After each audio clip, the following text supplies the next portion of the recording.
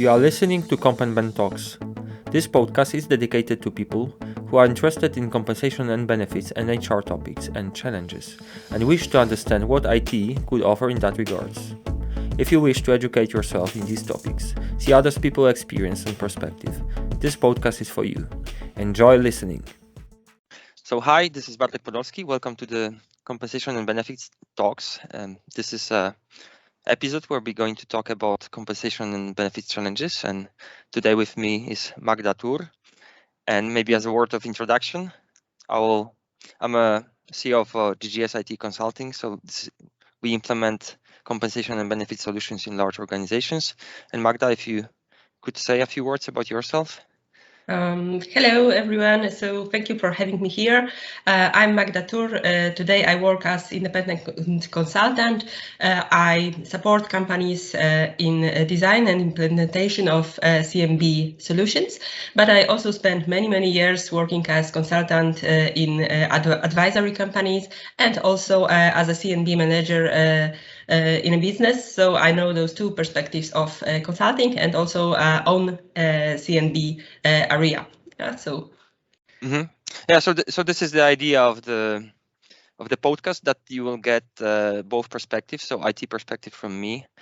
I've implemented quite a few projects in compensation and benefits area, and business perspective from Magda. So I guess it will be or should be interesting for you to listen to us. And today we're going to talk about the compensation and benefit challenges in today's world. And I divided them in like those challenges in the three areas. So areas related to the operations, so daily work. Areas related to IT, where I particularly feel strong, and areas related to people. So Magda, would you agree with this division? Yes. Or Yes. I think it's a very good idea. Yeah. So let's check all the perspectives we have. Yeah. So yeah. the problem is complex. It is. So the challenges related to operations, I think when I was thinking about it, I think it's somehow also related to the IT. But I think the main topic for me here is I have this feeling when I look at the compensation and benefits department, and we work with large organizations, and we also occasionally work with other departments, and I think there's this notion of lagging behind of CNB. So like it seems like other departments, especially those that directly generate money for companies. So like when a company is production company, they focus on production. When a company is retail, they would focus on retail.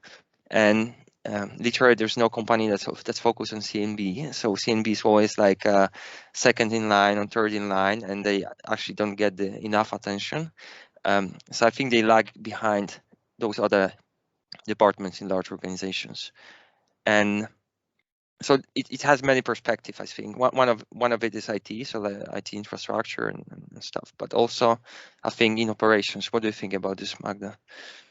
So operational side of the CMB lagging behind may happen. I think, as you said, this is not this is the function which is not very much exposed in the company. Yeah, so it happens on the backstage, and also we need to remember that entire HR nowadays goes under a transformation database approach, right? This is not a typical approach for HR, at least for many years. Today, we know that this is very important, but we are now under the transition. Yeah, so this is a little bit different skill set being needed now than it was before, and especially in CompandBen. So people need to recognize the importance of that. Yeah, this new skill set. So and yeah. Sorry to jump in, but when you said about this transformation, it kind of rang the bell immediately. So you're talking about this data-driven approach, or like fact-driven approach in CNB. So that HR is becoming more, let's say, based on facts and data rather than feelings and soft skills. Yes, yes. I think this is what is happening now. And CNB used to be the function which is data driven from the beginning. Yeah. So it should be already based on that, but not always is.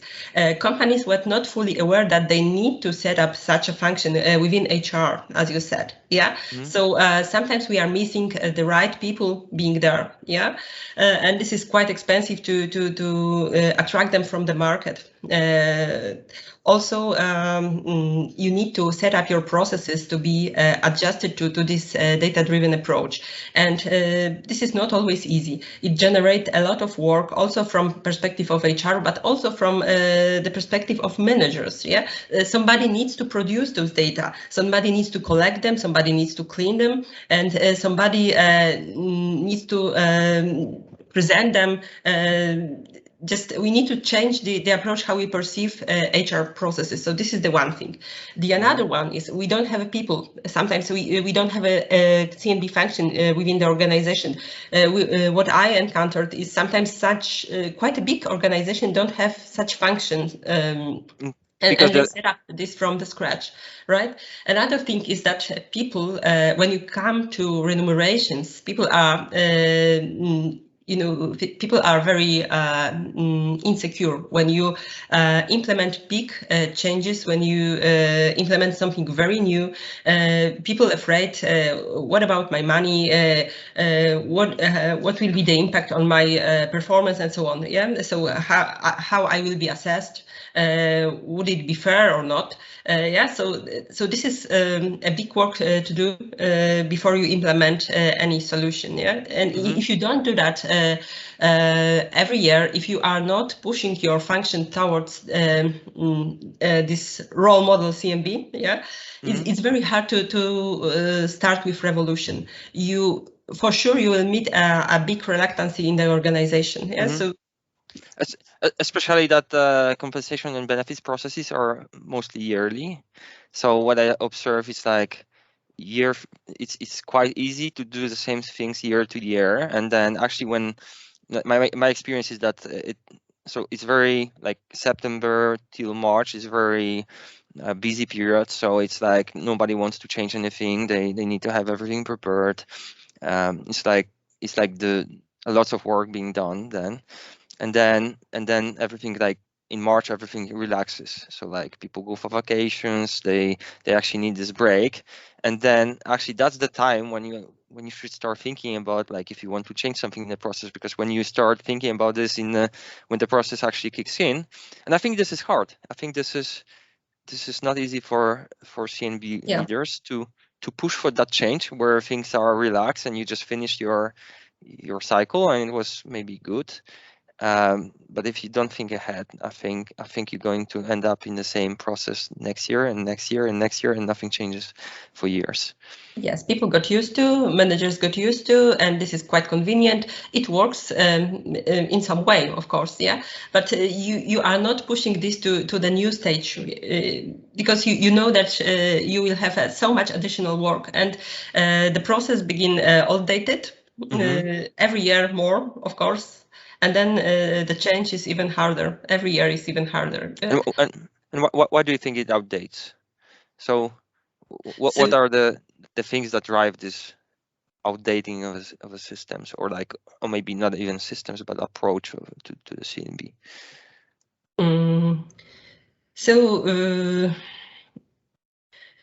You should be very much aware of the business goals. And you should adjust your CNB policies, CNB strategy to the goals. But if you don't do that, if you are doing every year the same, and for example, distribution of pay rises is the same every year,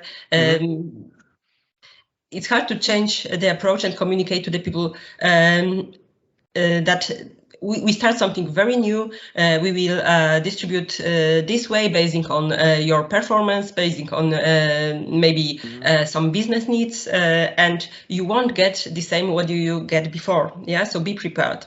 So people don't like it, and it's much easier to do small steps, educate people on a regular basis, educate manager first, of course, and cascade this to the lower levels of organization. But yeah, it's hard to start. It's hard to start. As you said, people are exhausted after this 6 month marathon, because September is the time when salary data are published in salary reports, and then we have salary review, also bonus payout, and so on.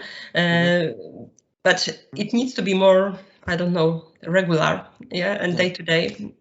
Yeah, and I think now, like with the IT landscape and the systems, for example, we're able to collect more data now, or we able to analyze it better, or we able to pay for performance better, like to measure what's the impact of the actual work on the performance and on KPIs. And that's also something that might be also a change in the company. Like, you know, some companies used to pay for seniority, so like as many years you spend there, and that's because like I watch a lot of Jack Welch. It's like one of my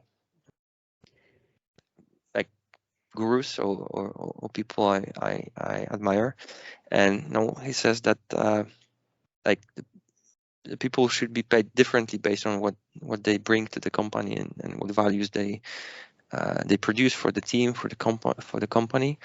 And I think now with IT landscape, we can measure this better. And actually, as I said, if CNB is lagging behind, like still does things manually or doesn't collect data or does things in Excels, it's actually hard to analyze anything, especially when you don't have those people from the market, right? Because in the market, like when you actually try to hire people, I think not many people realizes that there is analytics skills needed in CNB, like mathematics, maybe even. So I think people perceive it very much as a soft skills only, while for me it should be a combination of both. Definitely, yes. And of course, good IT infrastructure may help a lot, because this is not an extra task for you to collect the data, to perform all those operations on the data. You can do this in the system, and then you can present to the managers, to the board, why we should change our processes. Yeah? This is very hard to prove that we should change anything when we don't have a good data set supporting this. For example, like why should we resign from annual performance reviews?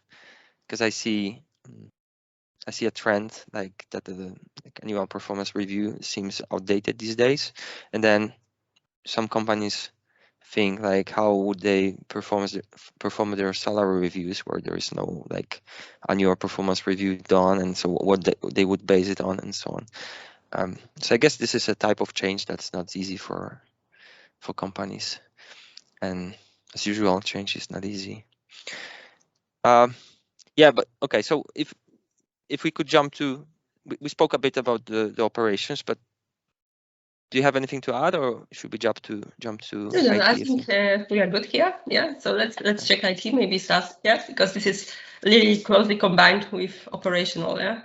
Yeah. So one thing I want to say, like it's related to what I said before, is that in IT, I think also compensation and benefits is lagging behind in terms of systems and IT infrastructure. I mean, lagging behind because it's like you said, it's not so much exposed in organizations. It's not easy to show, I think, the value of new systems or like robust IT solutions. It's not easy to prove the return on investment there, because I think it's very much like in all the soft skills. I would compare it to going for soft skills training. When I go for soft skill training, I never know what it brings to me. It's like it's hard to measure, but when I do enough of it, there is a change. There's quality change in how I behave or what I think and how I perceive world. And I think it's pretty similar with investing in IT in CNB for me. So it's not easy to measure it, but then when you actually do it, you see the change in a company, like a positive change, and it's hard to quantify, but you see the change in the quality. Definitely yes, but I think you can measure this at the end, and this is the problem because starting such a project, and of course this is an investment, as we said. You usually start from from a dark place when processes are outdated, when people are not very much convinced to do that, and you are not very sure that this project will be a success. Yeah, so you are buying something new, you invest your money, you invest your time, and you are not convinced that this is really needed, and it was good like it was before. Yeah, at least that was work. We checked this. Yeah, but without this step forward, you can't. You can't go to the new stage of basing on the data, of having this process more, I don't know, Easier. Easier, of course. But I would like to say that managers are doing salary review once a year. Yeah, so this is a long time. Yeah, they kind of forget. They do nothing about remunerations at all. They don't manage it. They maybe recruit people, so they negotiate salaries, and that's all, right? They don't focus on the people within the organization, and they do this only once a year. And of course, this is hard to be different when we send out spreadsheets once a year to them, or we monitor this situation twice a year or something like this. If they have full access to the system, and they can monitor changes and collect data in real time, they are much more aware what is happening. So if they should react or not, is it good or not? Should they raise something to the board or not? Yes, so this is a big advantage of being up to date online. With a real good system which collects a lot of data automatically. It doesn't demand extra effort from them. Yeah. Well, I understand this completely. It's like I think many people, and including myself, I used to also perceive like processes done once a year as a necessary evil. So, oh yeah, I need to do it. It's once a year.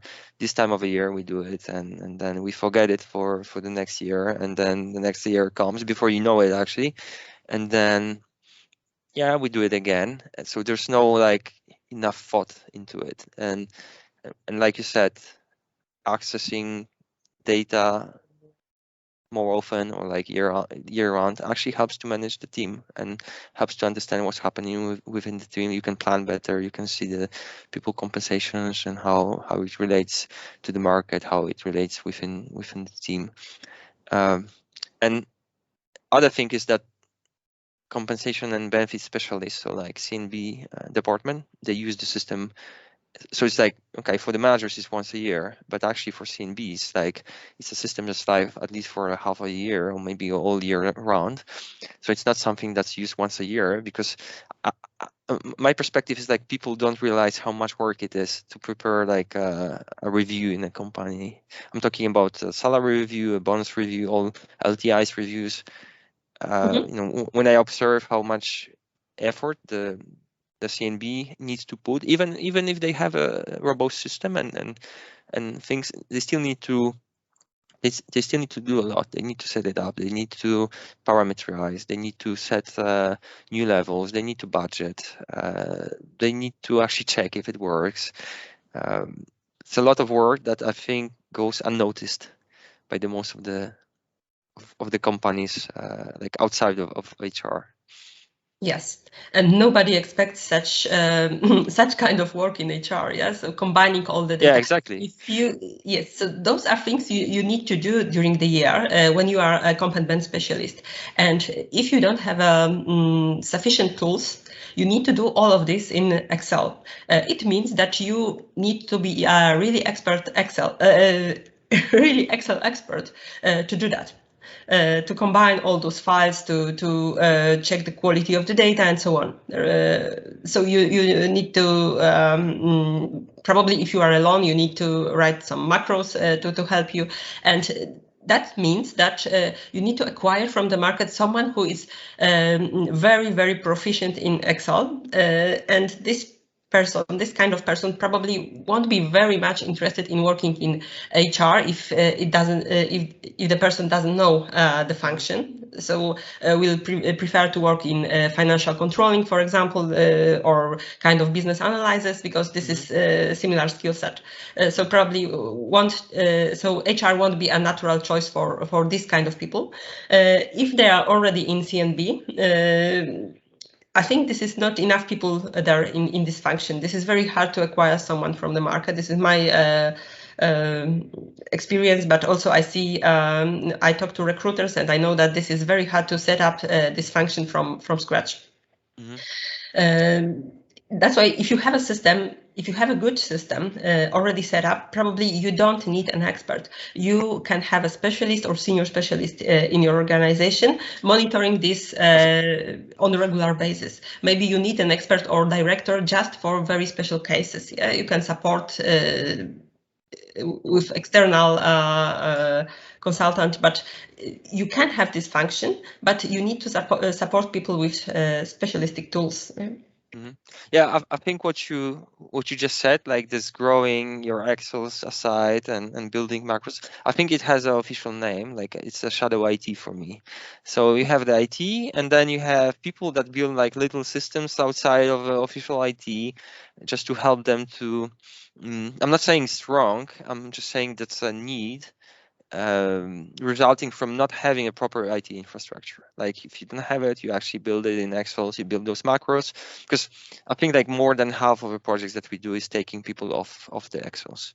So they would, since we're talking about IT related challenges, I think that's the biggest one. Because in our experience, like Excel can be very tricky and actually dangerous. Especially if it comes to the data security, like sharing data, sensitive data, like people would just send, well, like you actually can't control what people send where, and like I guess lots of those mistakes goes unnoticed by the managers. Like, you know, how many times you find out that somebody sends something to the wrong person, and those things happens. But my point is, probably it happens a lot more than we know about it. And you can't actually control it. Like there's not enough IT infrastructure to control like who sent what Excel where, and people just drop it on a shared Google Drive or on a shared drive, depending on the infrastructure, and it's just massive danger, and also collaboration. So there's numerous things related to building like shadow IT systems in Extras.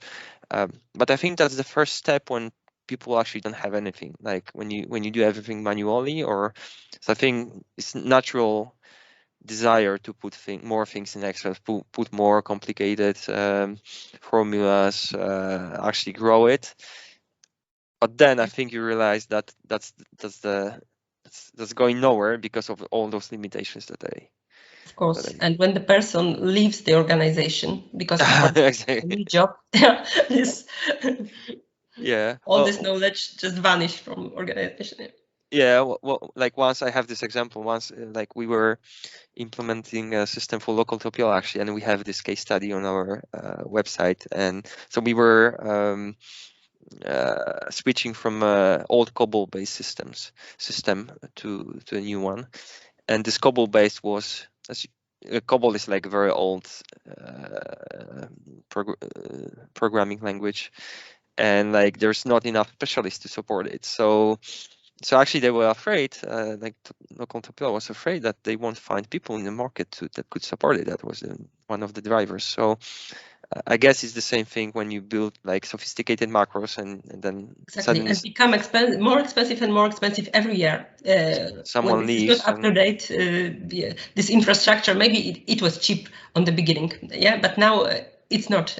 You can't acquire people to maintain this. It's a lot of work, and it costs a lot at the end.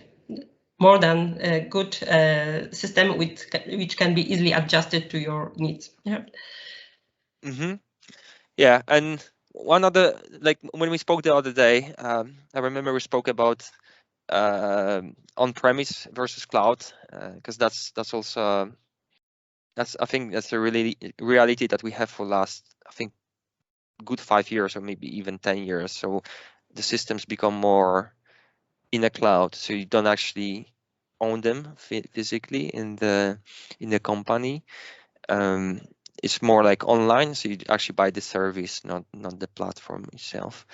And yeah, like from my perspective, that's the right direction, because like it really decreases the cost of ownership. Like you don't have to have all those servers, you don't have to support it with your, like, because typically when you buy a new system, you would have to hire more people in AIT, have more support, have more hardware, then you have all the issues related to the hardware because it also gets outdated, so you need to switch it, and then you need to install all the patches, the software. So it's like that's the old style of doing systems. And I think these days you have those online tools, software as a service solutions, where actually from a company perspective you don't need to do anything. Like you just expect a service, and like everything else that I just mentioned is on the supplier. So I think there is the right direction, but I know there are some reservations or restrictions on companies. What's your perspective on it, Magda? So I would say that the direction is very good, because even small companies may afford to have such a system without all this infrastructure. In fact, I was quite surprised with the cost of maintaining all those IT This is stuff. hidden. And of the cost of the IT infrastructure that needs to be maintained within the organization when you have the system on your own servers. Yeah. So.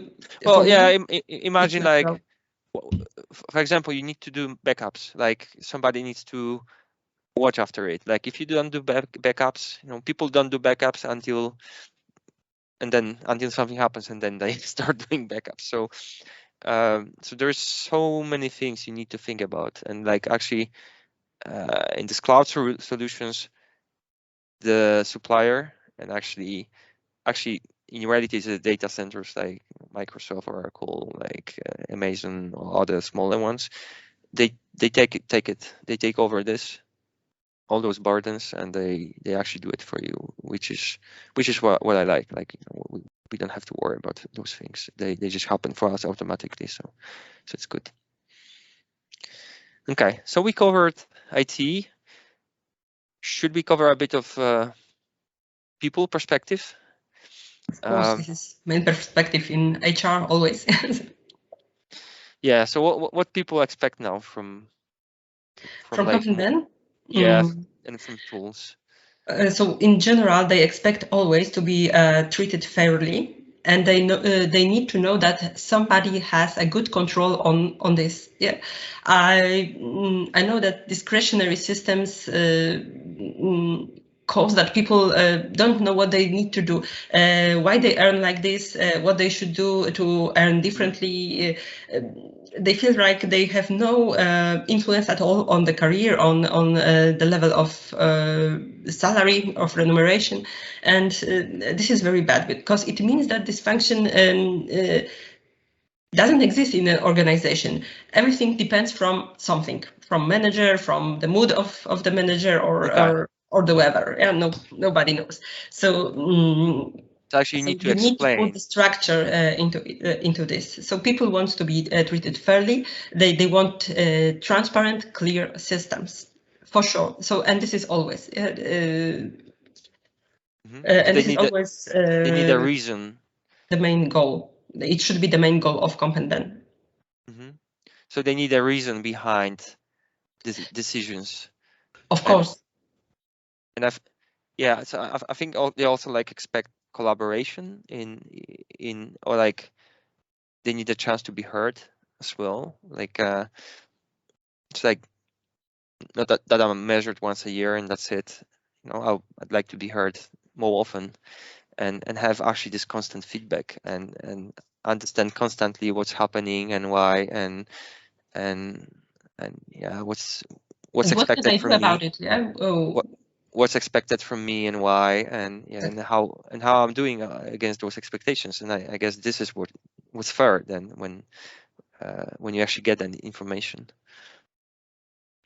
Yes, but to provide people with all those information and education as well, because people need to understand that. So you need to also spend some time clarifying how it works, the dependencies between the processes and so on. You need to have time for that. Yeah, so you can't spend all your time in Excel or on the backstage. Yeah. Exactly. Yes, you need to be visible. Also for managers, you need to be point of contact. You need to dedicate part of your time to do that. And this is very, very important. And you, of course, need to have a good tools because they may be very sophisticated at your backend, of course. But on the front end, it needs to be clear, it needs to be transparent, it needs to be easy, and it needs to take a reasonable amount of time from managers and from the people, your processes, right? So not very easy, but again, we need to have good processes, so operations again, and we need to have a good IT infrastructure or IT tools. So I would summarize this point so it helps with connection. I think yes. Connecting people, connecting managers with the team, with subordinates, and I think actually connection is one of the laws of leadership. Like if you don't have a good connection, then you can't make an impact and you can't influence. And this is what this is all about. Having good influence on people, so that we can bring value to the company and actually to the customers. I would just summarize because I think we spent quite a and time flies when you actually talk. So I think it's worth saying why this is important. The things that we speak about. I can give my perspective first, and then why CNB is important, and so for me this is the key, the key of delivering value in the end. In the end, it's all about the organizations and all the work we do, and it's about bringing value to the customers and to the consumers of our work. And good CNB systems, they help to bring that value. Like you said, it's people expect to be treated fairly, to be transparent, to know their what's expected from them, and all this relates in the end to the end product, to the customer service, to how we treat our customers, and what we do in the end to help the company to deliver value for its clients. So yeah, I think it's not, for me, this impact is hard to measure, like I said, but it clearly exists, and it's in the end it can be a difference between really good quality and keeping the clients happy, and really bad quality and actually clients leaving the product or company. Fully agree. Yes, you are right. So with CNB, it takes, I think, several years to prove the impact, but you need to start at some point and do something differently. Because when you follow your standard processes and your standard IT solution or Excel solutions every year, you never produce something new. we know that this what was before is not sufficient now. HR is changing, and you just need to do this first step, risk a bit.